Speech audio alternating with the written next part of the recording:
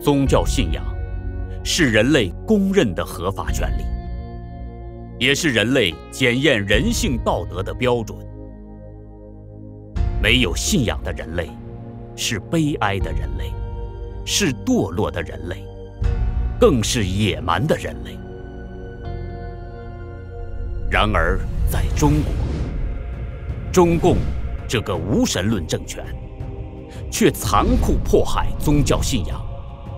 疯狂镇压全能神教会，抓捕屠杀基督徒，妄图把中国建成无神区。在中共惨无人道的迫害下，无数基督徒有家难归，东躲西藏。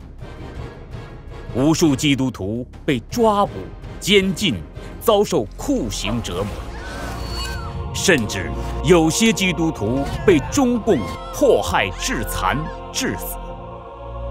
还有许多基督徒妻离子散、家破人亡。中国宗教迫害实录，记录事实，揭示真相，讲述中国基督徒遭受迫害的